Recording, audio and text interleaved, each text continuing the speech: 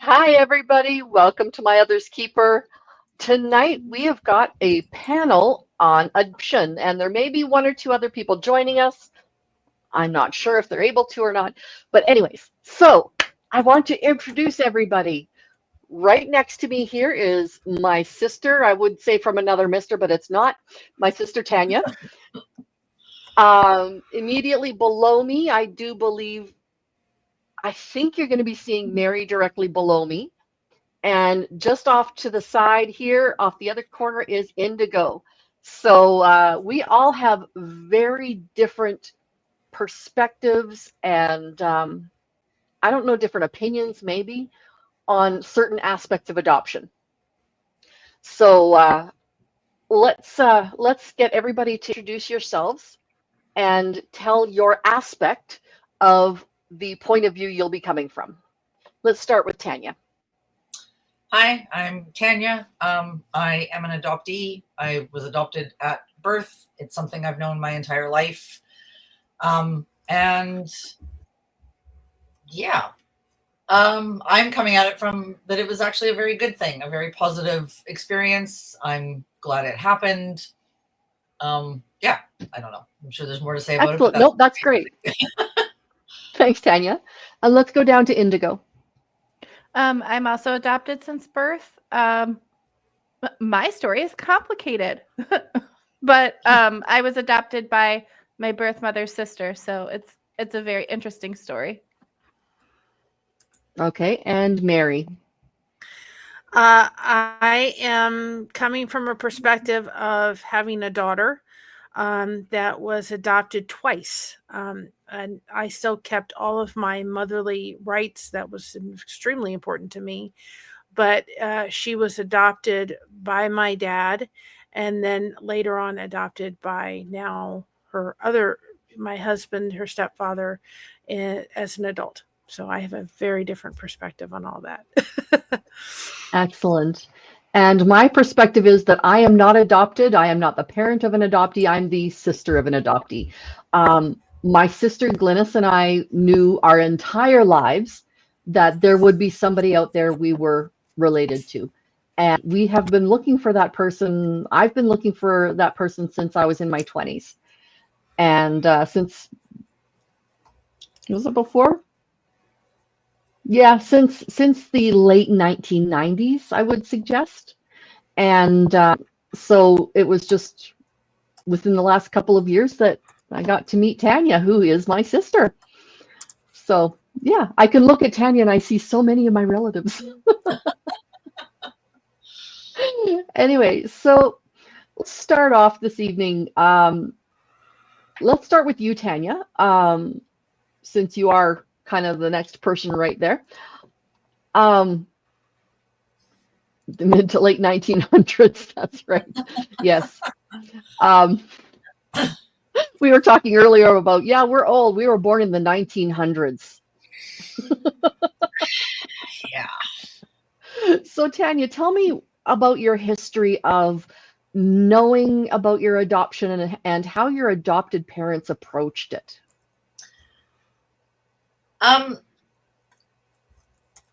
They approached it in the sense that it was just something that we knew growing up. If, according to my mom, one of my first words was adopted. One of my first sentences was, I'm an adopted little girl.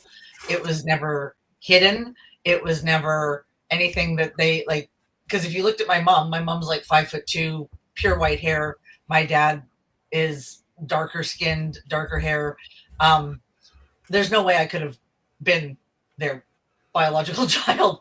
And same with my brother. My brother's also adopted, and it was upfront from the moment that we could understand what was going on, which, in my opinion, is the way to go. I've had friends who have found out later in life that they were adopted, and it has not been pleasant.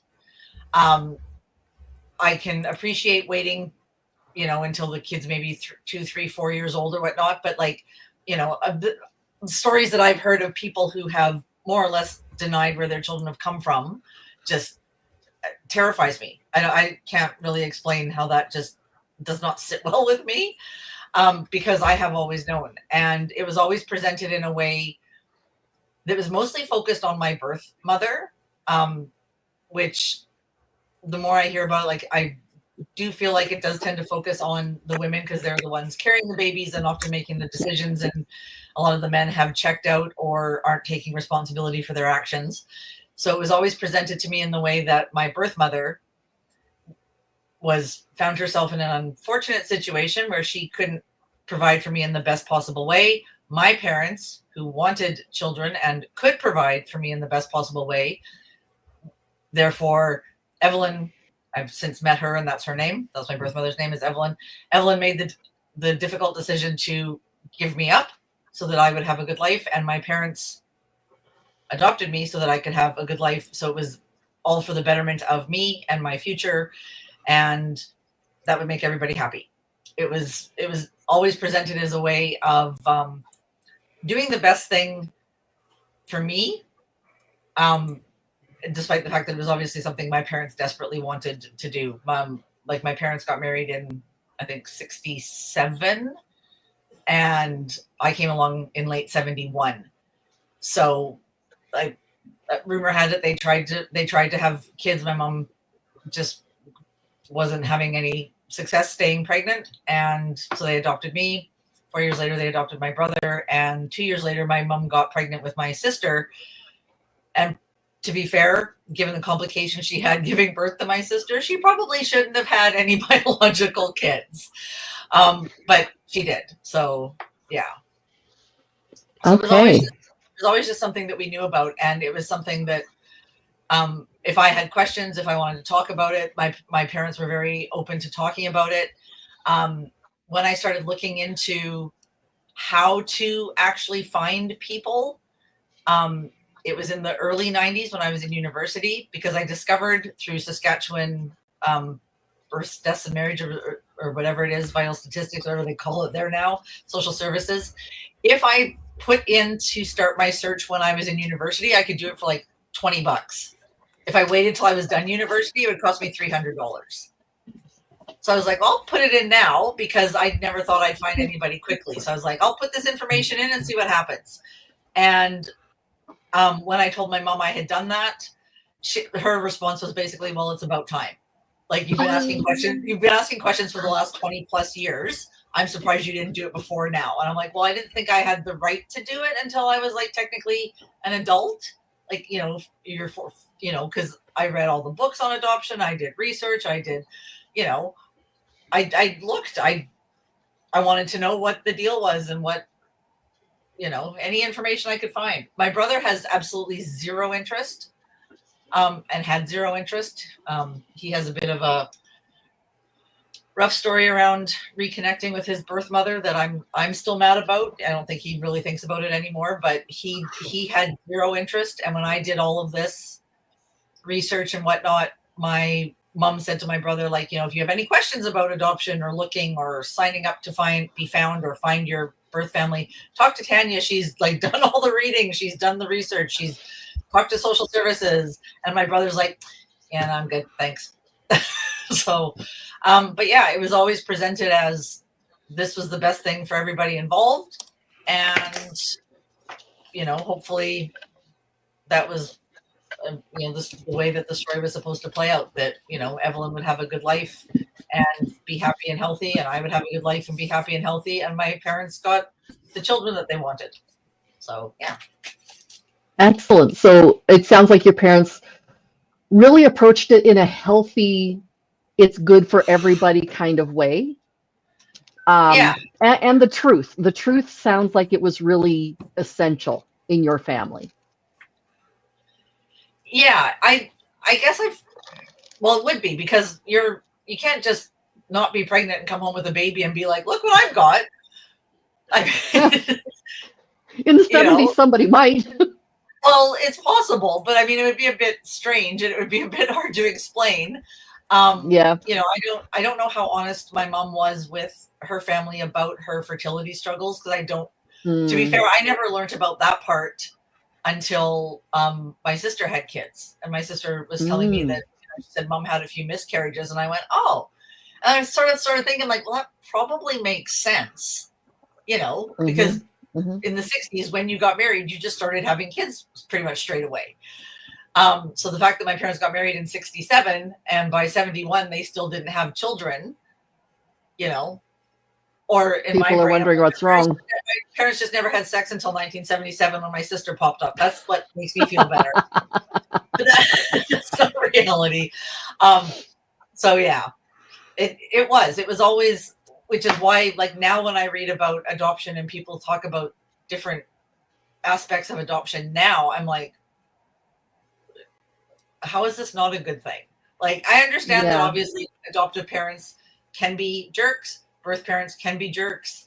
The adoption process, the adoption industry, I don't like using that term, but in some cases that's what it's turned into. You can, like, buy babies if you're rich enough and adopt from various countries, and that's a different, you know, that can create its own I set of mean, problems. not to be callous, but it's a business industry in the United States as well. I mean, Yeah. my adoption costs like $100,000 in the 90s or something. Wow. By the time, So yeah, let's But segue sorry down to to Indigo. interrupt, No. but- Actually, I was going to say, let's segue down to Indigo and let's talk about your story, because it's a very different experience than what Tanya had. very different. So, my birth mother was my adopted mother's sister. She since passed away when I was 26. But she, to tell her story in a very like speed run, she met her first husband, who was abusive, 8 years before she met my father, and had 2 kids with him. Those 2 kids are my half sibling E and W, and they were put into closed adoptions in the 80s. Sorry, I was doing math. It's not my strong suit. In the 80s, and There said there'd be no math. And my E remembered that she had a brother when she was an adult and hired a private investigator, because with closed adoptions, they redact parent names, they redact everything is redacted. Yeah. And so he was like, well, we found him, but we also found 3 other siblings. And she was like, what? So after they were born, so they're 7 to 8 years older than me. One of them's 8 years older, one of them's 7 years older. Now they have a younger brother. I guess he would be the middle kid, who was probably also born in the 80s, to a different father, was a closed adoption, we believe, with that father. And then there was me and my birth sister. So by the time we get to 89 and 90, when we were born, our mother was like, I can't have another kid. Like, she had my birth sister, and she was like, we're not financially stable. I know I'm not mentally stable. So she called my mom and said, can you take care of my kid? And my mom's like, yeah, but I want to keep her. Right? Like, I'm not going to just let you come back whenever and try to swoop in and uproot their life and whatever. They said, okay, we'll agree.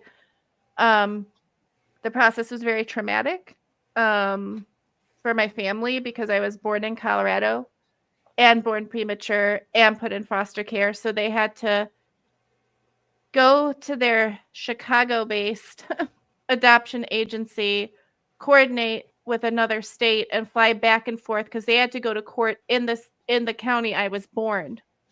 So they couldn't even do the court proceedings in Illinois. They had to do them in Colorado. So we're talking plane flights, hotels.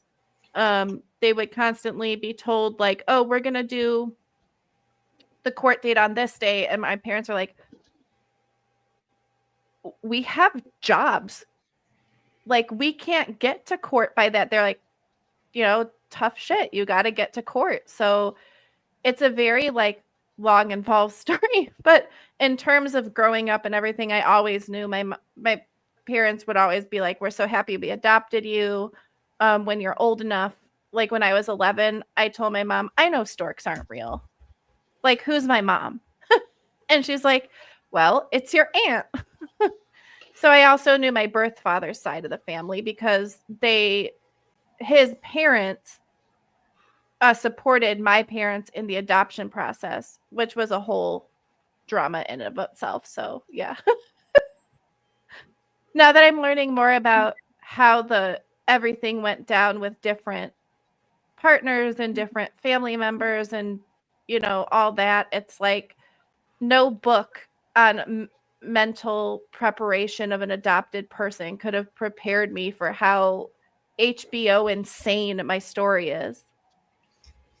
I thought about writing it, changing all the names and just marketing it. You should. Maybe be like, hey, but Be yeah, a bestseller. that's me in a nutshell. Okay, Mary, you have a completely different point of Yes. view, and you have a very, very different experience. So people on this channel have heard your story, and Yes. we are very happy to know your story. And just the other day, Mary was on and we were talking about returning to her daughter's birthplace. Oh. So tell us a bit more about the adoption process and the life behind it. Well, I can say that it was difficult in the sense that it was more emotional than I thought it was going to be. When my ex-husband and my daughter was about 2 at the time, and actually Josh had an impact on that because he said to him very nicely, he said, realize if you don't pay child support, they're coming after you. And he at that point was in Ohio, and he just said, I just don't want this child going back and forth between states. Now, with that being said, if he had wanted to be involved, and the courts would have said, the child will spend this amount of time with Mary and this time with the other person, I would have moved wherever he was. That would have just never, I'd have been on the same block. I mean, I would have never allowed that. If that meant I had no family and I had to be there by myself, that's exactly what would have happened. In the state of Florida, you cannot give up rights as an individual without somebody taking them over.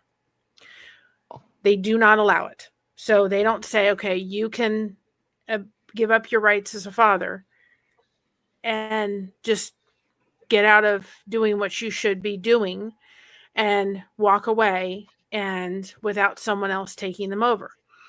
So the minute that was approached and we had a lawyer and so forth, the lawyer said, well, anybody can take them over. My mom could have taken over that side of them. My dad chose to do so. And so when we had the adoption happen, it then absolutely took him, and I'm not going to mention him by name, him out of the picture entirely, which means he had no rights whatsoever. And on her birth certificate, it said, my name as the mother and my dad as the father. So we chose to keep her last name the same as mine because we didn't want people looking at a birth certificate. Not that anybody was going to look at it, but we're like, this may look, if people don't understand the story behind it, it's going to look awful funny. Your dad is the father and it just sounds really not the greatest. And so I found out after that happened, I had to actually go through counseling because I was relieved because she was protected. They told me, coming from an abusive situation, nurse her as long as you could. She never wanted to take a bottle, and absolutely finding out she was autistic, I understood that. And later on, but they said nurse her as long as you can because she won't be able to take her out of the city limits. And so I felt a relief that she was protected, but I also felt like he's giving up his daughter. He doesn't want her.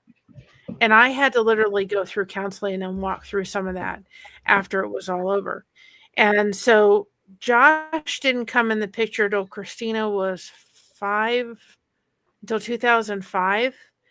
And then we got engaged in 2006 and married in 2007.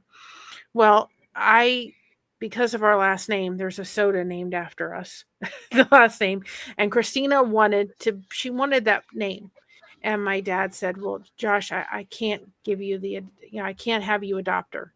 But for Father's Day, I will legally add, your last name onto hers.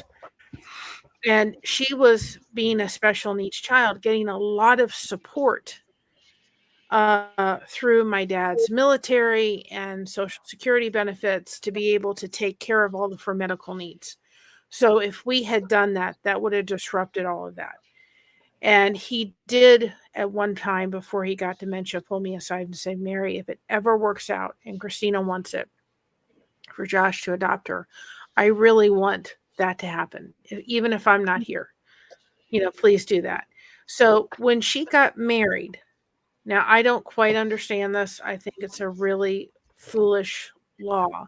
But if you're receiving any Social Security benefits, because she was disabled, she's had struggles really working anything more than a part-time job with her autism. And so she's getting better, but it's taken a while. Once you get married, any benefits you receive stop. If they had stayed non-married, she could have received them. But the minute she receives them, everything stops. And I sit there thinking to myself, well, she is disabled before they got married. It doesn't change. And I don't think she should have been able to keep all of them, but not lose everything until she transitions into this. But that's the rule. And it just totally stops cold turkey. So when that happened, she started thinking about that. She said, I'm not sure if I'm ready yet, because having my dad adopt her was special to her. And she didn't want to lose that. She thought that was so special that Granddaddy, Papu came in and was kind of the hero in that situation. She didn't want to lose that. And it wasn't till not 2023 where she started talking about it. And then she decided to ask Josh, could she adopt? Because at that point, the benefits weren't there to worry about. It wasn't going to mess up anything. And she said, I really want Dad to adopt me. And that's where the picture is with the plate. We all went to a restaurant, a pizza restaurant, and we all had plates. And Christina wrote on it. She said, will you adopt me? And handed them out. And you handed them to Josh. And you can see he's emotional. And we're sitting in the restaurant and he's just crying, And so we went it took us a while because in the state of Ohio, this would not have been something that would have been allowed. You could not have had another person step into the role of adoption. So if the state of Ohio, it would have never happened. And we were the talk of the courthouse because they were like, we've never seen anything like this. And we even went to the courthouse several times back and forth with paperwork. And the lady says, you can't do this. She said, these are guardianship papers. I said, no, ma'am, my dad legally adopted her on the father's side. And so we had to go back and forth. And then we winded up, in the courthouse and, getting the adoption done. And the judge says, once this is done, it's over with. You can't go back. He said, I don't want to go back. He said, I have treated her like my daughter from day one. That's not going to stop. And he said, this just means the world. And you've had Josh on your channel, and he does have a genetic deformity, I guess you could say, and his chromosomes and everything. So it would have made him very difficult to have children, if any. And so for him to have that on the birth certificate saying, that's my daughter, meant so much. I mean, it meant even more. And she knew that, which was so precious. And that's the other picture of him standing in front of the courthouse, finally adopted again. So she's been adopted twice, as an adult and as a 2-year-old. That is so special. That is so special. Yeah, she looks so sad in that picture. I have to say she looks morose, like truly. Kidding. Okay.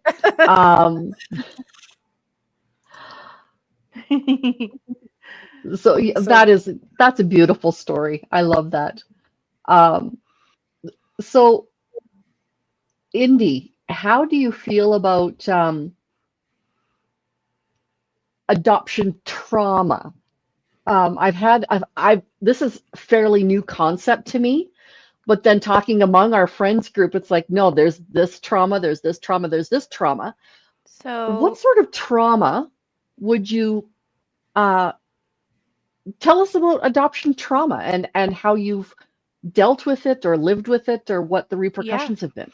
So I did a lot of reading memoirs of other people who were writing about them being adopted and like how I read a couple by psychologists, and kind of the consensus is that um, most adopted people, even if they know they've been adopted, or even if they don't know, have this innate feeling that they don't really like fit with their main family unit. There's just like something missing.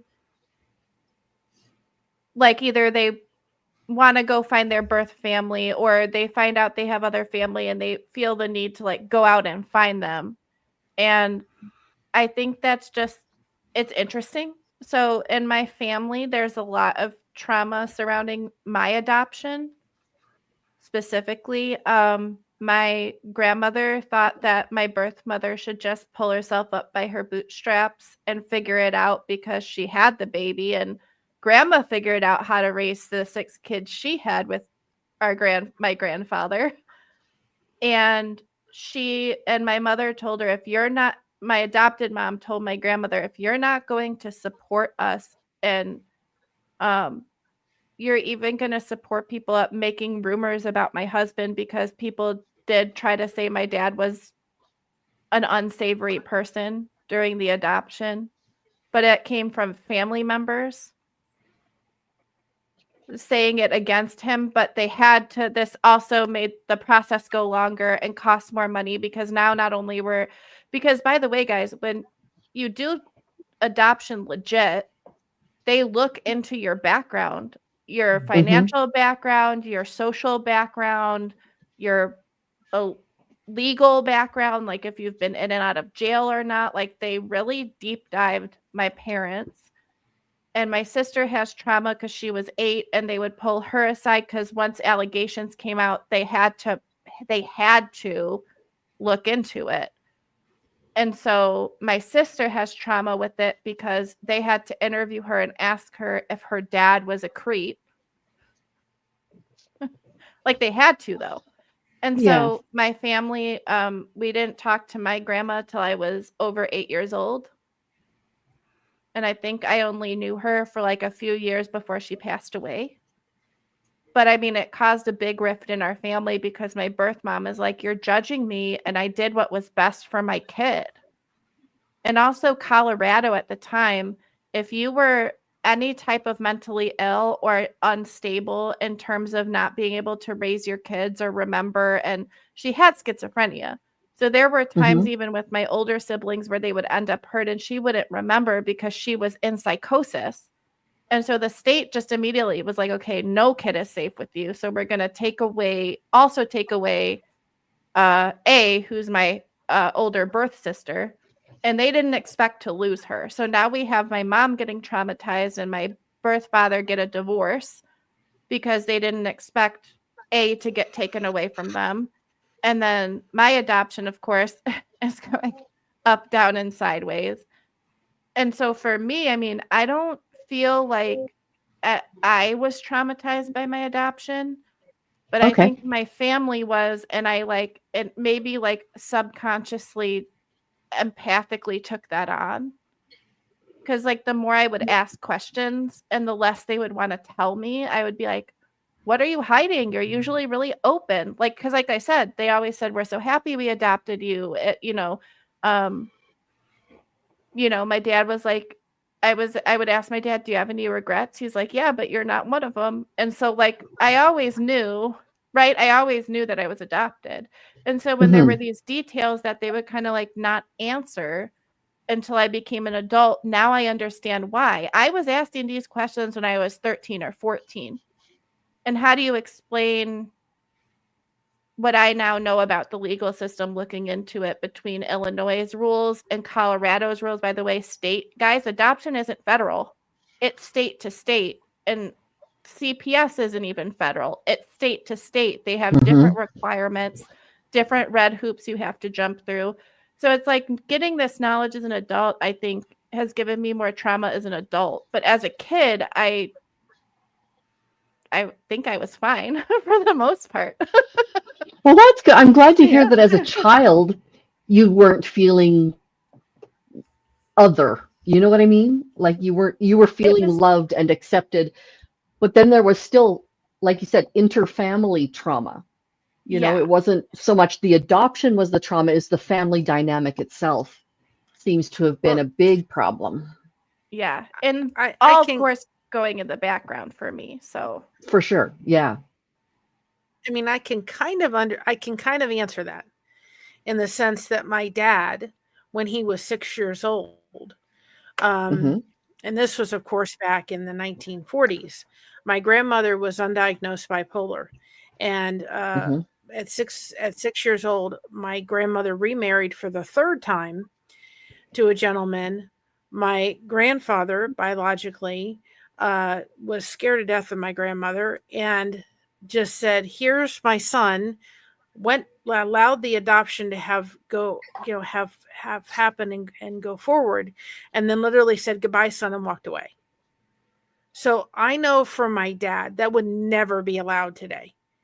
I know from Mhm. my dad that was extremely traumatic. He always felt like his dad abandoned him, and he always felt as if, what did I do wrong? He had an anxiety problem for his entire life until he did reconnect with his dad, because I made that happen, and that was healing. But there was always like this, what was wrong with me? What did I do? What did I do wrong? And it really affected him throughout his life. And he didn't have a stable mother either that was able to help him through it. And then my grandmother got divorced for the third time and remarried yet again. So it was a whole huge unstable mess, and it really Mm. affected my dad. For sure. Because Everybody six say by hi to then- Misha. Hey, Misha. I am so sorry, y'all. My computer, I don't even know. I don't know. Mary and You I have and been I- having computer issues as well. Oh, it kept You telling and me I, couldn't get sister, in. same boat. Tired of this. there was a technology, full man. moon on Monday, and it was also Monday the 13th. I blame it on that. Say, That sounds good. I blame Oh. it on that. And You know- Indigo, you were saying that you didn't want to do math. Well, Tanya's a math teacher. So, if you want to, yeah, If you you could want see help- me being like for a minute, like, the steam. I was born in 90 and my siblings 7 years older than me, so they have to be born in the 80s. Yes, the 80s. I know my older sister is also 8 years older than me, so like my adopted sister is the same age as my half siblings. Okay. Mm. So like that age gap was also a thing.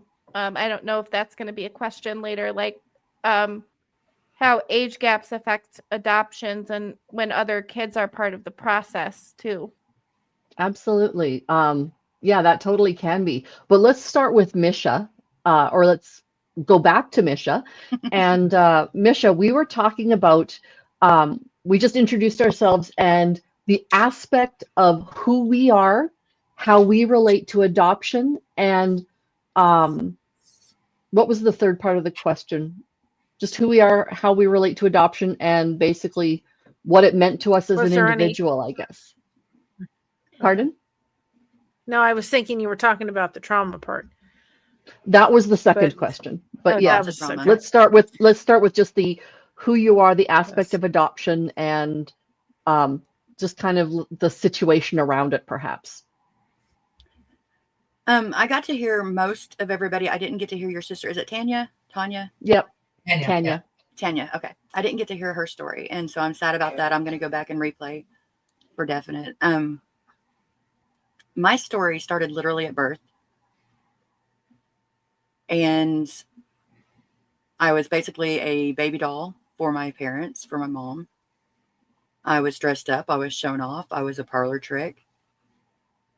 And I had no clue about any of it until I grew up. It was always a thing. What does adoption mean, Misha? And I would get my prettiest smile and do my little curtsy and say, adoption means love. And everybody would ooh and ah. And so, it was just a word. Everybody told me, that I was chosen. But then whenever I tried to understand what it meant whenever I got older, it was how dare you? Aren't you happy with what you have? Didn't we do good enough for you? Aren't you, And that's where my agoraphobia started back then. I remember it. I remember my hiding in the clothes racks at the mall and, just imagine, take out a mirror and look at it. And when you look at it, you see your eyes, you see your face, you see different characteristics. And then turn the mirror around. Most people can look at other people in their lives and see their resemblance. Nobody looked like me. Nobody acted like me. If I acted differently than what was expected, then I was an alien. It's like I have been a scarlet letter for my family, and I never even got to meet them, but I've carried their burden. And I'm not even allowed to know who I am. I've never seen my real birth certificate. I'm not allowed. It's like I'm this dirty little secret, and I'm not even allowed to know it. There's this thing called a primal wound. And there's a really good book about it. And it just kind of explains, we don't even know as children. I mean, for 9 months, we are inside a warm and comfy place, a place that we know, and we're growing and we are becoming somebody. And you can't just be taken away from that and not expect to understand why you don't hear that voice anymore. Why nothing is the same. Most babies get to be held. I wasn't held for 7 days because I had jaundice and was in the hospital underneath the lamps. That would have been the same, I think, either way, but at least that first hold, I remember how it was for me with my children. We didn't get to experience that. And then like on, the 23andMe and those places, everybody else, they get to pay money and they get to learn about their culture, who they are, their past. When I go to mine, it's all blacked out. Again, like I am a dirty secret. It's affected me in everything I do. I've gotten rejection sensitivity disorder. There's a lot about me that I'm just realizing a lot of it the most recent years, but it has affected me literally from every single thing that I've done. And not only myself, but my children. They can't say that they're adopted, but they've had to deal with all the issues from my being adopted. And I think that a lot of it is just in how it was laid out, how it was done. And of course, at 17, whenever I lost my family, not having anybody to talk to after the fact, whenever I was an adult, able to articulate, able to understand, there was nothing there. There's nothing resource-wise for adoptees like there are for adoptions. It's a very difficult situation, and people it's like we're forgotten. Well, those orphans, they got their houses, they got their parents, somebody chose them, so they should just be okay and be happy with it and just keep on going. But not all of us are. We should at least have the right to know who we are. Not to put a dampening mood on things, because I know that that's not a good outlook. But I'm being real with it. Yeah. It's a very important topic for me. It's not that you're putting a dampening on it. You're putting your perspective on it, and your perspective is one of pain. Yeah. And it sounds like ever since you were a child, being told, aren't you grateful? You have to be thankful for everything that we do for you because we plucked you out of whatever situation, right? Yeah. And I'm in another Tanya was, situation. yeah. Whereas Tanya was brought into a family saying, we chose you, therefore this is a good thing, right? And not the aspect of you have to be grateful. How dare you not be, right? Yeah. So it was just a very different family dynamic. So as a child, you felt, I guess, othered at the Oh time yeah. yet? Oh yeah. Okay. I mean, they all the time they would introduce me like I was honestly, like a science experiment or a movie star kind of thing. Like I was so much different from everybody else, and they put it out there that I was so much different. Every time somebody new in the family would come around, every family reunion, all eyes were on me. And I hated that because it had nothing to do with me. No. How You know? old? You were adopted at birth birth. or soon after, right? At birth. At birth, okay. Mhm. And were you the oldest child, youngest child, middle somewhere? Only child. Only child, okay. Yeah, my mom had diabetes, which at that time, it stopped them from being able to actually legally adopt a child. Really? Yeah, her medical was really bad. And so Daddy, being from the golf course, one of the salesmen had come in and was talking to him, and he happened to live next door to a doctor. And he just so happened to know somebody. This is all I've been told. I don't know. But he happened to know somebody that was getting ready to have a child and needed to put her up for adoption. And so it's basically like I was a bought baby. Mm-hmm. And I had to pay for every single breath that I took. Yeah. Which is one reason why I'm so all about family, like not being family. Yeah. I'm all about accepting people and loving them because I know how it feels. Yeah. Absolutely.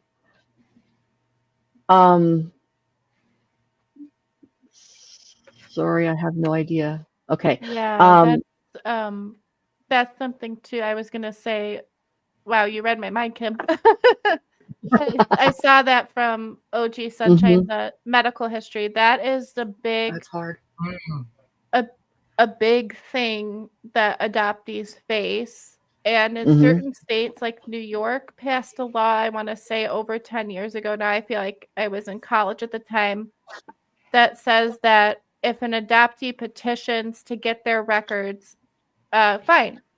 The parents want their names redacted, that's fine, but you have to give them the medical record. Yeah. Because mental health, physical health, Mhm. those things are undeniable when they start happening. And it's very disorienting to be like, healthy mom, healthy dad, healthy siblings, and now I'm not healthy. Like, why? And then it's like, oh wait, I'm adopted. That's why. Yeah. Yeah. See, at my age, our adoptions, we aren't allowed that. In Oklahoma, we're still a closed state. And I would have to go before a judge. And to be quite honest, my history, I don't want to go before a judge. And even if I did, I don't know that they would, because I've not had good favor or any good experiences before a judge. I mean, I have a warrant out for my arrest because of our divorce. Who gets a warrant for their divorce when I was the one who won it? Yeah. So I don't have very much trust in that system. Not to mention, I don't have the money. I don't have the money for that. And I don't think that is fair that I did not make that decision. And yet I have to do all the hoops and jump through everything and still not even have a chance at not even getting it then. So what's the point? Yeah. And that is such a defeated attitude. And I hate having that. Yeah. But I mean, it is, that adoptees, let me look, I've got the statistics here. I was so chaotic earlier. Some studies indicate that adoptees are 1.5 to 2 times more likely to develop substance use disorders than non-adoptees. Wow. Yeah, that's very common, especially if you've been through foster care, and especially if you age out of the foster care system. There's almost no Mhm. support Yep. for adults who grew up in the foster system. Once you're 18, they're like, be responsible for yourself. Bye. Mhm. And like, there's almost nothing out there for them. There's not. Yeah. And And this actually, one, I was just sorry, going to say, I was just going to ask Tanya, if you could specifically talk about this comment, because it seems to, you weren't 6 months old, you were significantly younger, but, and this is sort of a situation that you might find familiar. This person is also from Canada, so perhaps a little bit of advice or something like that that you could give to this person. Mine was very much the same. When I started looking, my mom gave me some paperwork that she had, and there was no names on it. There was information about their age. So it mentioned Evelyn's age. She was 21 when she had me. It mentioned that she was not married. It did go through a little bit of medical history, but not in great detail. It had the birth father's age on there, and no marriage, no marital status, which made me believe that he was married to somebody else, or in a situation that, meant he couldn't be with Evelyn at the time. And it mentioned something about him having a sister or a cousin or something with MS. I remember that part. Mm-hmm. But it was very sketchy information, and it was like 3 lines, but no other identifying information, like nothing that was really that would have helped me at the time find anybody. I did try, and I got shot down by Saskatchewan Vital Statistics, or I did actually go, because I did know on that piece of paper it had my name that was registered at birth, and so I went to try to get my birth certificate. yeah, and they were right. like, yeah, and they were like, "Do you have any ID with your name?" I'm like, "Well, no." I'm like, "That's why I'm trying to get this, because I need to get ID with my name." And they were like, they're like, "Well, what's your name?" And I'm like, Yeah. They're like, not Kareen that you're asking for here. I'm like, "No." And so I got They shot make down, it so and I just hard. went, "Okay." Tanya, were you and I both born in the same hospital? I don't think so. I don't Were know. you born I was born in a town that starts with Y? Were you born in a town that starts with Y? Yeah. Okay, we were born in the same hospital then. Oh, okay. And that hospital has burnt down many, many years ago. So there would have been no records since easily the 80s. So, Right. yeah. Okay. Yeah, that was not something I knew anything about, but it was mine was a closed adoption, and it was done through social services in Canada, or in Saskatchewan. So I just went through them, and yeah, that was probably the biggest thing for me, was not knowing anything about medical history or whatnot, because when I was 5, my mom's dad had a massive stroke, and that led to conversations about, how this could, could my mom have a stroke? Like, does this run in the families? Like, what sort of thing? And you find yourself thinking, well, if my mom could have a stroke, well, that's not going to actually impact me. Wait a minute. How does this work again? So I don't have anybody where I can be like, what's going on? And that was a big push for me to want to know things, because I don't want to have, if there's going to be a major problem down the road, I kind of wanted to be a little bit more prepared for it. And For sure. anytime I went to the doctor, if they're like, "Oh, is there any history of heart disease in your family?" I'm like, I'm adopted. I can't really answer that. And they were like, "Oh, okay." And they just let it slide, because what else are they going to do? So that was probably I guess growing up, that was probably the only thing that really kind of bugged me about it. Was just those kinds of questions. It wasn't, I don't think I really wanted to know anything about Evelyn, like my birth parents at the time, other than just I want to meet them and be like, hey, I've got some questions. Like, here's a list. Can you just answer these, and then I'll just carry on my merry little way, and we'll be good. Because I'm very happy Right. where I am. My parents are wonderful. This is all great. I'm just missing a few bits and pieces that I kind of would like filled in. And so, yeah. And most of the trauma happened once you met my sister and I, and we filled you in. So, yeah. Well, yeah, I guess I don't know if I'd hesitate to call it trauma, because I guess like it didn't happen to me. It makes me, oh, this is going to sound horrible. It makes me relieved more that I was adopted by the people who adopted me. Because Honestly, the two of us were very relieved that you were adopted as well. To have been brought up in our family would have been closer to an issue like what Indigo had, where there was trauma within the family. And, you know, Indigo happened to be adopted back into her own family, which had trauma. I Yeah, almost, you know what I mean? Well, there was also system manipulation happening in Colorado because my mom Mhm. said when she found out that A was being put into the foster care system as well, she said, well, I don't want to separate them. Hmm. So she made a promise to my birth mom she would adopt me, but she did not want me and my sister separated. Well, and see, I don't know, because love my adopted mom, but she can hold a grudge like a bee makes honey. Like it just, she says she Yeah. doesn't, but she do. And from what I've been able to piece together from talking to A's parents and a little bit, I guess it's no longer secret, secretly being in touch with other people who were involved with my case, what I think happened was the system told A's adopted parents, there's 2 kids available. They're sisters. We don't want to separate them. Yeah. Hmm. My mom also thought that when they were going to Colorado, and me and my sister were not born in the same county. Oh. So there were 2 Oh, that court makes, systems, yeah. 2 courts. Well, 3, I guess, because we also had to sign paperwork in the Illinois court once I was adopted. There was a lot of court, but there were 2 courts. And from what I have come to understand is my mom will say till the day she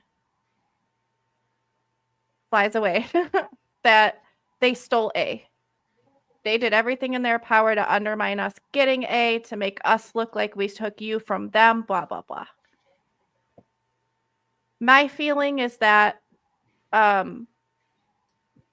it probably was complicated that we were born in 2 different counties, right? Mhm. So one court can't override another court. They had to go to 2 separate courts. So my court was like, okay, you've done all the things. You can start the adoption process for Indigo. And then they were like, but in order to get A, you have to go to this other court in a different county. And so, like, long story short, me and my birth sister were adopted by 2 separate families and didn't meet until we were 4 and 5, because our dads told our moms to eat lemons about it. Like, purse your lips, don't talk to each other, but it's not fair for them not to know each other because you don't like each other. So our moms will never get along. But So your adoptive mom and your sister's adoptive mom know each other. well, they met because they had to go to court, right? So they had to go to court for me, and then they had Okay. to go to separate court, and then they were told when they were trying to get A, oh, another family has been trying to adopt her. And they decided So in favor of that other family rather than this person's blood relative. mm-hmm. That's a system that's really, they're trying to avoid that type of thing now in Canada.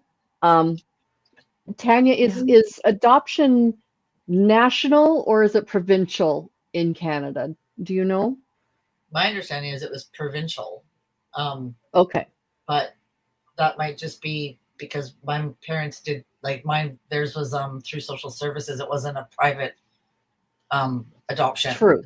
So my understanding is it's provincial, but I'm not 100% sure it's not something I looked into at the time because I didn't really see the point. Yeah. Yeah. So, And yeah. OG Sunshine, yeah. I started looking for my sibling in earnest when I had little kids. And it's like, okay, I'm a parent now. I really want to know this brother who's out there who is 6 months young or 9 months younger than me. And shock of shocks, it was a sister a few months older than me that I ended up with. Sorry, Tanya, we weren't looking for you. No. But I mean, The yeah, brother like could still it be just out there. You don't know. actually, it's probably likely that we have a brother out there somewhere. Okay. But having had children, that for me was a real kick in the pants of saying, okay, I want to meet this other part of who I am, in that this person has part of the same DNA. I want to know what this person is like. Misha, have you had a chance yet to meet any of your...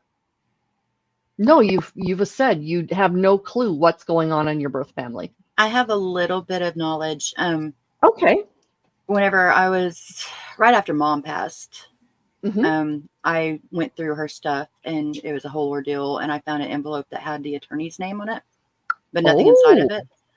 And so I've been a skip tracer, so I've been able to kind of dig a little bit. And right after, like, it was like a month after I had Christina, and Christina's name is Christina Ray, R-A''E. And I just think this is really kind of just, wow. I found out that my bio mom's name is Janet Ray, R-A''E, which is very uncommon for a girl to have the middle name like that, especially spelled like that. And then to find out also that she had another daughter after me and kept her, and her name is Christina. And you knew none of this when you named your daughter? No, none. Yeah, insane. Wow. And that to me kind of tells me that there's more in our DNA memory than what we could ever even know. Also, I want to real quick touch on the becoming a mother thing, because having my children was scary as crap, because I had no idea what was in my biological history. I had no idea if I was going to be bringing somebody in that would have a lot of medical issues I wouldn't be prepared for. That was really, really hard. Thank God they're all very beautiful, healthy babies. But there is that fear. There's that fear. Anytime anything goes wrong with them, you don't have anybody to really go back and ask about, because they don't know. Nobody knows. Right. And in my case, there was nobody after anyways. So even my adoptive family, there was nobody to ask questions about how I was. So my family tree started over again, right whenever I turned 18. It does a major disservice. But for me also, I have these faux memories, I guess you could call it. I don't know if it's just my imagination running wild and trying to explain away.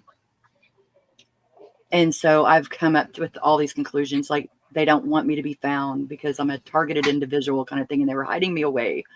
I have a spot on my arm where Mom said the doctor gave me one of those things we can't say on air, but the pointy thing that goes into your body and disperses stuff. It said that it slipped, but it's the same size as my pinky, and I can push inward. Like I can push my whole pinky into my arm, and it's grown with me. And so, of course, that is where they put their tracking device on me, and I have to battle that. I have to battle these things that make perfect sense. I mean, my kids have even brought it up to me before I did, and so it's one of those things that there's things there that would make you wonder, but I have to battle that with reality that that's not it, but there's a lot of things that come along with it, trying to explain who you are, and going in public, and people be like, I've seen you before. I know you. And how do you know me? I don't even know who I am. Yeah. There's a lot there. It's a mental mind cuss if you have, which everything is, but it really is a very much mental mind cuss in my situation. And I can only imagine most people that have no idea about their heritage. You know, it's a privilege for everybody, but it's not for us. It's a secret. Mhm. And being the dirty little secret, being the hidden away mystery that should be grateful for every breath that I take, has done a number on me. And if they would Something. have just had some kind of therapy at Mhm. play, if they would have just had something in set that, regardless, you know, they have all this money for people to do this and this and this, why not have it set up in place for there to be guaranteed therapy? Then it probably would have been a whole different situation. Because my Mhm. mom, my adopted mom, and my dad both, we could have all done well with therapy. You know, Yeah. when my mom passed, they'd always told me that whenever I turned 18, I would find out my adoption. I was told that she was 19, she was going to college, and that she was going to, you know, that she just was not ready for a kid. Nothing was mentioned about her father at all. And Mm. so whenever I turned 18, I was supposed to find out. Well, mom passed away right before I turned 18. And Oh. so then daddy got remarried, and he told me every time I would ask about it, it's in my will, it's in my will. Well, then whenever he passes away, there's no will. You know, and so, and Yeah. that I think is just my stepmom being greedy, but I don't care about anything. I don't care about my inheritance. Take my inheritance. I don't need it. You know, I've lived Yeah. off nothing my whole life, but why should she be allowed to have my information? You know, and it's like people Yeah. just are dangling this crap over me. And it's just not, it's not a good situation. I think that there should be better systems, which I think that they've done a better job recent years, but they still, I don't think that the state should have the right to hold my secret. It should be an open. And I don't think, because I feel differently now towards adoptee parents, like towards the Mhm. parents that, the bio parents, I feel differently now. I used to be very angry at them because I used to feel like, well, they went out and did this sin, and I'm in quotation marks. Mm. And Mhm. then they don't have to pay the cost because they can just act like it never happened and go on with their lives. I didn't think about it, about the mindset of what they had to have gone through too. And to Mhm. be somebody that was Yeah. my mom, they would have to be heartfelt. I can't see it not being, you know. Mhm. And so I always had that question of why, because I know how I feel, you know. But speaking with several people who are in the community who have gone through that, I have a better understanding, and I can see things more in their light.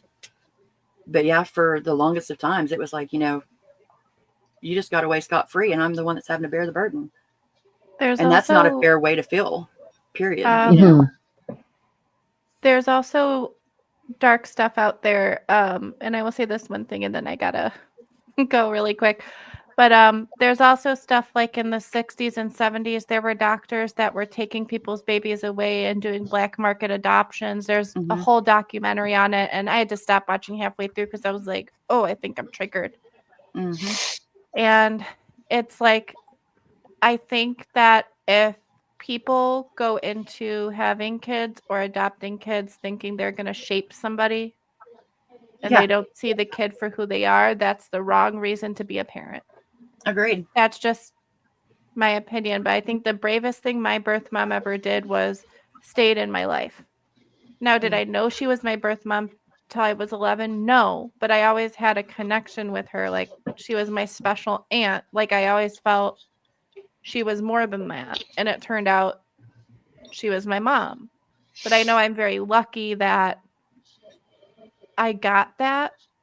And it breaks my heart that so many kids don't, either that it's kept from them or that they don't have a positive view of being adopted. Like, I can't imagine being told when I'm 18, like they do in the movies, where they just sit you down and they're like, by the way, 18 Yeah. years later, we adopted you. Like, that would be Yeah. insane. That would, like, I mean, it even messed me up knowing my birth parents because my Oh birth yeah. died when I was 18, and then my birth mother died when I was 26.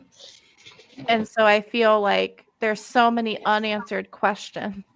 Yeah. Like, how am I like them? Like, right, people see their parents, they see how their parents' personalities are. You can kind of be like, oh, I'm related to you.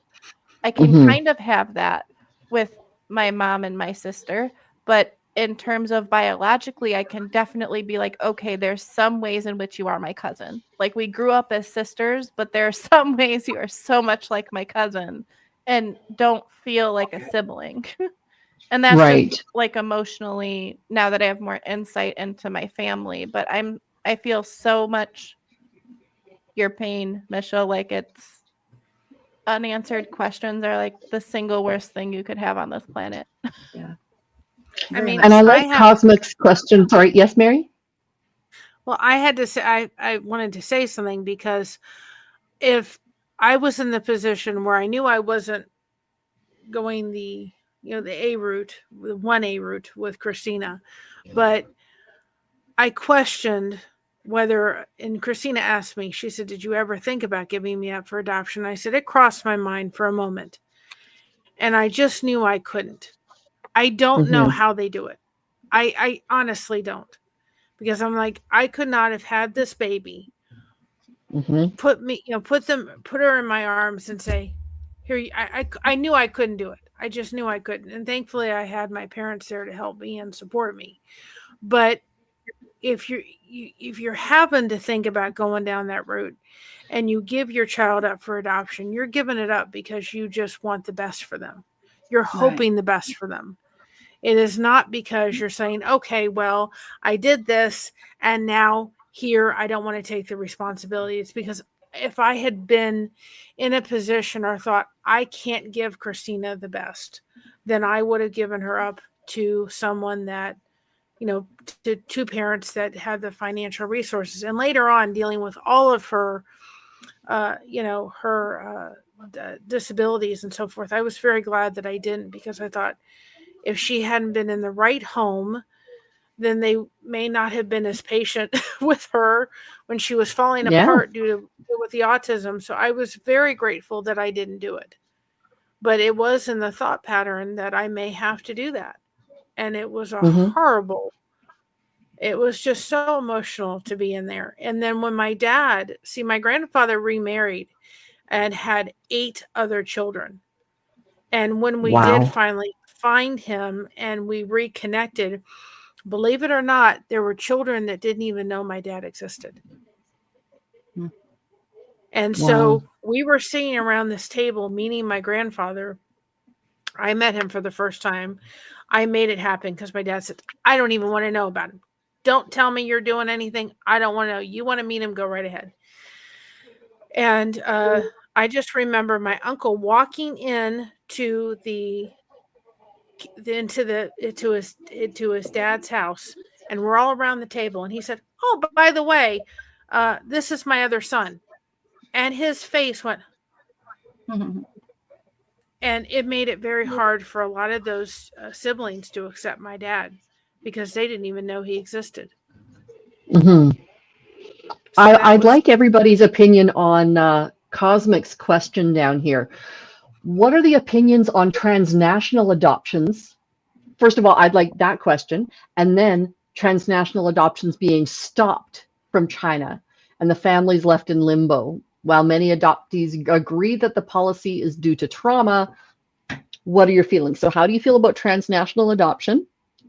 And what do you feel about the process being stopped, probably when somebody's in the process of being adopted yet? So let's start with you, Mary. Well, I don't know if you've ever heard of a woman by the name of Lisa Harper. But Lisa Harper is she does Bible studies and so forth. If you look her on YouTube, she's very good. She has a wonderful story about being in her 50s and being led to adopt this girl from Haiti. And she adopted her, and they said, this girl had AIDS. And she said, I can guarantee she's probably not going to make it through. And she brought her over to this country and got her the right medical care. The girl's mother had passed away from AIDS. And now she's 13, 14 years old and still alive, going strong on the medication she needs, thriving. And just look, I don't know if I'm trying to think, I can't think of them. She's a doctor. They did a TLC story with them.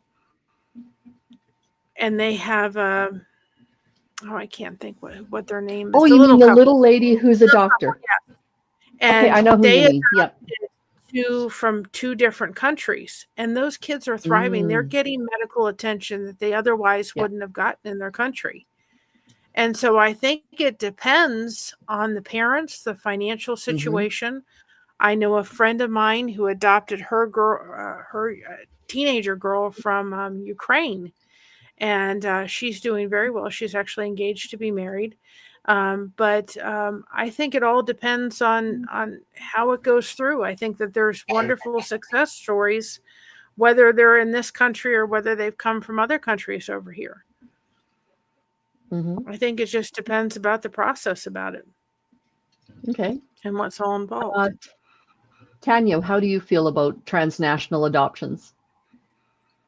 You've lived a lot of places around the world. So you also have that unique perspective as well. I suppose if it's an adoption, it can be positive, it can be negative. I think it would be a lot harder to deny that it's your biological child. So that would probably force people to have the conversation a lot earlier, because you couldn't really have an Asian baby with 2 white parents and be like, yeah, no, we totally had her. That would, I guess, perhaps keep some people honest in that respect. But I do worry about like the loss of the culture of the child, and people not fully understanding their history in a slightly different way. Not saying that can't happen if they're like, my birth parents were Canadian, my parents are Canadian, I'm Canadian. There could have been a lot lost in translation compared to how I could have been raised versus how I was raised, but it wouldn't have been vastly different to the way Asian children are raised versus the way Western children are raised, because there is a significant difference between those. Yeah. And that would be something that I think would be worth perhaps looking into. If to stop an adoption halfway through, I think that's really cruel to everybody involved. I would rather them say, okay, once we clear the books of all of the ones that are currently in place, then we're going to stop them, or we're going to be more strict about them, or we're going to do something different. But I don't think stopping them is the right way to go about it. I know some countries have started to ban adoptions to certain things. I know some countries will not adopt to same-sex couples. There's lots of things. There's lots of checks and balances that they've put into place to change things. But I think on the whole, if you can do it and be honest about it, I don't really see a problem with it. But I do think it can lead to a lot more questions on everybody's end, just from cultural differences and whatnot. That's a very good perspective. Misha, how do you feel about transnational adoptions and then adoptions being stopped mid-process? I agree with Tanya about the cruelty of stopping it mid-process, because that gets everybody that is involved so many more issues, and it defeats everything. However, the multinational, transnational, I've seen it too many times where it's a trend. The Hollywood stars adopt these children from other countries, and it was hard for me because my mom and dad were so much older than any of the other kids' parents. And so, kids all the time would be, your grandma's here, and things like that. And trying to explain that, it would be, I can only imagine looking at myself. I was around people that looked similar in the stance that, it was all the same culture. It was all the same skin color. It was all the same, I could not imagine if it were something where that it wasn't the same, and looking at myself, what kind of feelings I would have on that. I can think that it would probably be very much more confusing. And then having to just accept that you were taken away from your country as a whole. I have a real thing about culture. I really do. I love all the cultures. I think that they are incredibly beautiful. And I'm very jealous because I don't have one. And it would be really hard being taken away from my culture. For sure. If I had one, America doesn't really have a culture. I'll adopt you, Misha. You can have my culture, okay? So do I. You know, the I will say, if you've ever watched, and I enjoyed watching them when they were on the air, the little people, they did go back to both of their children's that they adopted countries, and got in and went back and visited them, and they said they'll do that throughout their lives, and they still talk about their culture that they were in, but they did try to find children that were dealing with the same, I can't probably pronounce it, I don't want to, it's not, I can't think of it, the deformity that they have, so that they could, Okay. you know, she was a doctor. She knew how to kind of care for that. And so they Mhm. looked for children that may otherwise be very difficult to adopt because of that. For sure. And, you know, I know Lisa Harper, when she adopted her daughter, she had an adoption and it fell through and it was very difficult, Hmm. you know.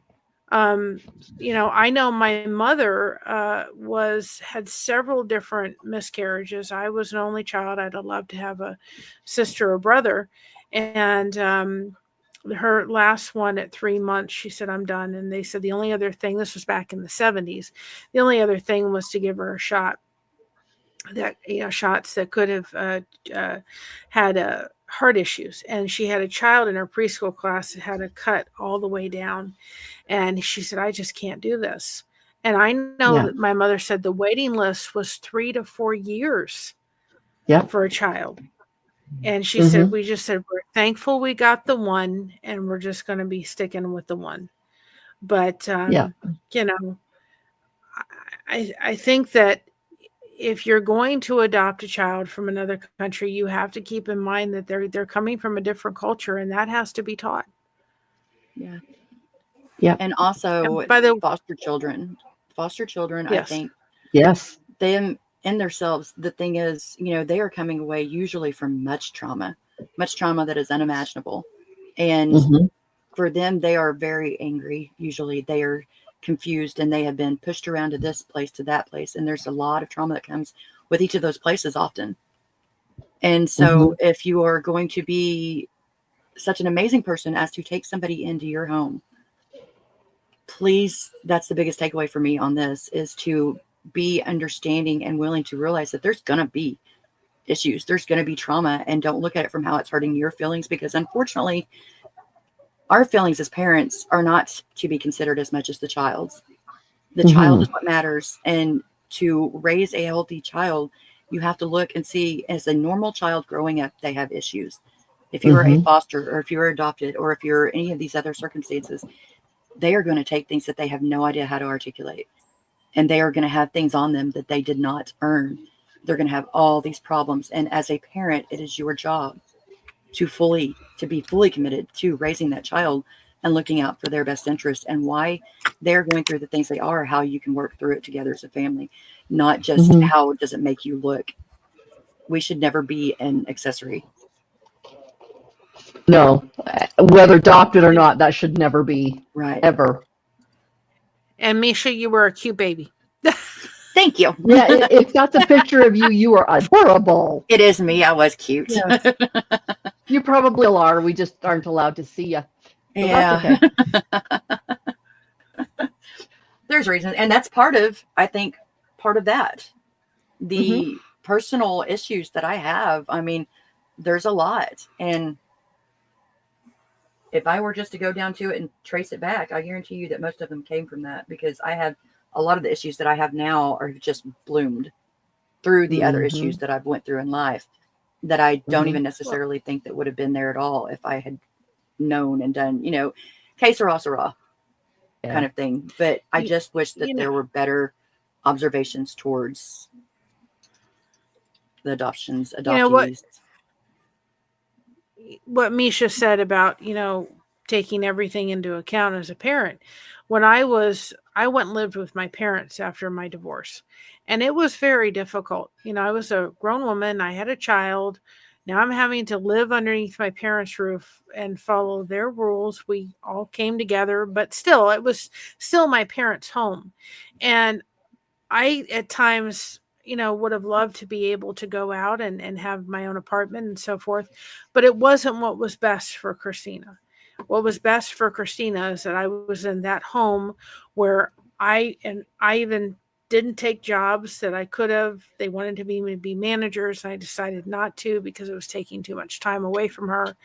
And so my mom would work days. I would work nights so that she could have a consistent thing throughout the day. And I didn't want to have to come home at 11 o'clock at night and drag her out of the bed and take her back to an apartment. So I chose to live with my mom and dad. And if I hadn't gotten married to Josh, I still would have lived with them because it was best for her. You don't always have to, you can't do what's best for yourself. You have to do what's best for your child. Yeah. And Tanya, I'm going to ask you, has nothing to do with that's on the, or statement that's on the screen.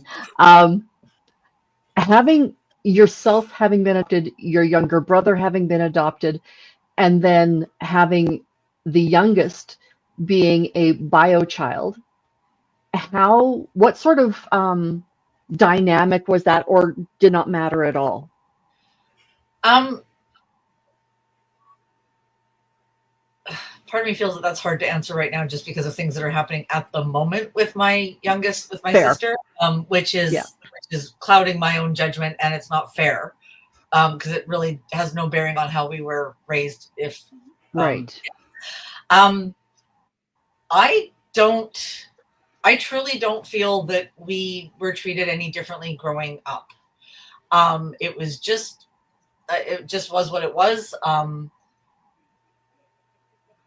Relatives didn't treat us differently. I had one minor incident when my grandmother passed away, my dad's mom, that still sticks in my head because I couldn't believe that my cousin said this. So my dad's mom was a bit of an oopsie baby herself, and when she was born, her oldest sister could have been her mother. That's the age gap that was there. So when my grandmother was, I think, 6 or 7, her sister had a baby. So my cousin and my aunt and my grandma grew up almost like they were sisters as opposed to niece and aunt and niece. So Louise was very, very close to us all. And when my grandma died, she had this little tiny tea set that I used to play with as a kid. And my grandma always promised me that it would be mine when she passed away, which, fine. But when I went over to my grandfather's house after my grandma died, we were packing things up. And I took that. And Louise said to me, well, don't you think that should go to your sister because she's your dad's child? And I thought, I'm going to punch you in the bloody face right now, sweetheart. And I just said, I'm just going to take this and walk out of the room right now. I know everybody's really upset. My grandma dying, I lost my mom's dad when I was in the early 90s. And this was my grandma. This was my grandmother. I was her favorite. I'll admit that. I was the first grandchild she had. I was a girl. She had 2 boys. I was her favorite. Which we can't say, obviously, if I'm her favorite, nobody else was. But it didn't matter that my sister was my dad's kid. My grandma favored me because I was there. So suck on it. But just that was so I cut Louise some slack that day because I'm we're all grieving. We've just lost somebody really, really important to us. And so I just said, I'm fine, I'll keep it safe until my sister's old enough to deal with this. That was actually very kind of you to say. And not I still have the tea set because obviously that was always going to be mine. But that was probably one of the things that was said to me that just made me and I just thought, I'm just going to chalk this up to this is really emotional and you're not thinking straight because you've never said anything like that to me before. We used to take trips out to BC to visit with her and my Aunt Stella. And we were in the motorhome once and I was sitting there, I was barefoot. Auntie Stella was barefoot. She looks at my toes and she's like, oh, your toes. At the time they were the same height. My big toe and my next toe were the same height. She's like, oh, that's a Noreen trait because we all have those feet. Didn't even think anything of it, right? I just went, yep, totally. Because I'm that family, right? So my 7-year-old brain isn't quite computing genetics at that time, but it was just you're definitely one of us because look at your feet. They're like our feet. And I went, okay, cool. I do remember once, because if there's 3 children in a family, there's always going to be 2 against 1 if you happen to be left alone at home for any length of Mhm. time, or, you know, it just happens. If there's an uneven number, it's always going to be, something's going to happen. I do remember once it was Dana and I against my sister, and Jana got mad and said, well, at least I know who my parents are. And I'm like, and my brother kind of got teary-eyed. He looked like he was going to cry. And I just looked at Jana dead in the eye. I said, they picked us. They had to take you home from the hospital because nobody else would. Like, you want to go? Let's go. Because I'm not playing this game. And she just stared at me like, you know, we're young. We were like, I would have been, I don't know, 13. Jana would have been 6. Like, you know, what do you want me to say to that? Well, that was- your reaction to her trying to be hurtful, that opposite react, that's brilliant. Like, I'm just like, I don't know what you want me to say to this. Like, it was never, but you know, it was never a thing that was mentioned or brought up. Like, it wasn't like my mom would introduce us as like, these are my adopted kids and this is my kid. Mhm. It used to drive my mom nuts because the former Prime Minister of Canada, Jean Chrétien, I think he has an adopted kid. Mm. And his adopted kid has been in and out of legal trouble and been in and out of jail. I think he's got a few convictions, whatnot. But every time they published a story about him in the newspaper, it was always Jean Chrétien's adopted child. Yeah. And mom's like, you can't distance yourself from your kids. Those are your kids. You raised that kid. That kid is your responsibility. That kid is yours. I don't give a shit if it wasn't biologically yours. That kid is your kid. You need to take responsibility. And my mom's like, you're writing a letter to the newspaper. I'm like, but I'm not upset about it. She's like, well, I am. You're writing a letter. And I went, okay. I had to write a letter. Such a mom thing to do, isn't it? I mean, To say, I You actually have have homework. Yeah. I have a family member, and I'm not going to name names, but I have a family member that I think would have been better if they had adopted their child out. I honestly do believe that. As hard as that would have been, but I think that she would have been better off to do that. Yeah. Just because of everything that she went through. And you know, it didn't happen, and it's, you know, she's had some bumps along the way, but I think she would have been better off, because I think the reasons for keeping the child, not that she didn't love her, she did, and she still does very much, but it was looking for that friend, it was looking for that Village. validation, you know, that relationship, that somebody loves me and somebody's always going to be there for me and all that kind of stuff. And I think it would have been better. I don't know how it would have turned out. It may not have turned out any better, but I think it may have. Yeah. So I'm just going to highlight a couple things over here that Misha has done. Go ahead. I remember when my dad, when we did finally, to close to the end of my grandfather's life, and the very end, and he was at that point in a nursing home, and my dad and him had talked. I mean, he just couldn't wait to get to the phone and talk to my dad.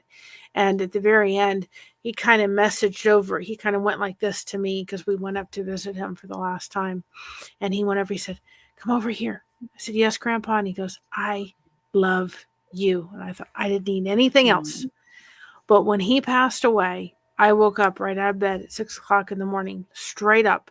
It was whatever time he passed. I mean, I was straight up, and I went back to sleep. I said, something doesn't feel right. And I went back to sleep, and my dad told me, you know, later on that morning, he said, you know, Grandpa passed away. I said, what time? I said, I literally right out of bed thinking something's happened, something not right. I couldn't put my finger on it, but I knew something had happened. And when my dad walked into the funeral of his dad, there were people that thought that was my grandfather. That's how much they looked so much alike. It made it very, I think that's why a lot of his siblings just couldn't have it, because he looked too much like my grandfather. Yeah. Now, I can't play any of these without it actually going away. Like, I can't click on the link it just won't. But take a look at these songs that Misha has written. So there's this one. No, the There's- first one was an accident. I put Mary Gauthier, who's an incredible songwriter and singer. I'd put the wrong link with that, and so I deleted it on where I posted it. Just wouldn't let me delete it on here. Oh, okay. So that's not The first this one. one's No Bueno. The next No one Bueno. is the right one. Okay, And there then, we go. Then I put the right one for Mary's, the second link after that. Yeah. Okay, and what's her name? I think you pronounce it Mary Gauthier. Okay, Gauthier. Uh-huh. Yeah. Yeah. And there's okay. a particular song, there's a whole playlist that she's got it's called The Foundlings or The Foundling. But the one that's got the date on it, and it's March 11th, 1962. That is where she does the call to her bio mom, or at least she writes about it. And it just shows a lot of the feelings that you go through in trying, because I reached out. I did end up tracking down my bio mom. I reached out to her. I reached out to my bio sister, and they saw my responses, but they never answered, which was another just burn. Every birthday, I write a letter. I post it on Facebook to Janet.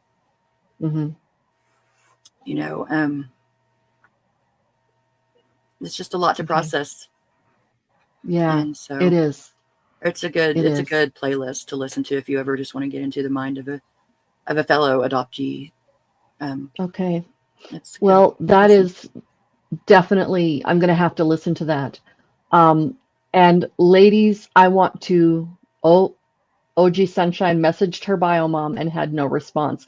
I'm saying her because I don't know if you are male or female, so I apologize if you are not female. The sun on there is a female looking sun, so I just assumed female. Anyways, feeling of giving up, that's hard in itself. Absolutely. I want to thank each and every one of you for being on here. Your perspectives, your experiences, your wisdom we need to hear these things. We really do. And whether it's been an exceptionally, amazingly wonderful experience or an exceptionally, amazingly negative experience, they all are important and they need to be heard. So thank you so much, ladies. OG Sunshine, I'm glad I didn't misgender you. And I will talk to y'all later. I have a child who is still visiting me and will be flying away tomorrow morning at 4 a.m. So I probably will be doing that for the rest of the evening. Hanging out with her for a little bit. Yep. So sorry, Misha, I forgot. And okay. our chat, I completely if we could do that understand. tomorrow, yeah, if we could do that tomorrow evening, that'd be perfect. Yeah, spend time with that baby. Thank you for giving us the opportunity, and I apologize again for being late. I'm so sorry about that. That's okay. But this is it's a great topic, and I'm grateful that you gave us a space to talk about it. Well, I thank you all for taking the time, because it's something you didn't have to do. So thank you very much for being here. Thank you for everybody in the chat for your encouragement and for your engagement. Have an awesome evening, everybody. And I will see you again tomorrow. And we'll talk again then. Mwah. Mwah. Bye, everybody. Bye, guys.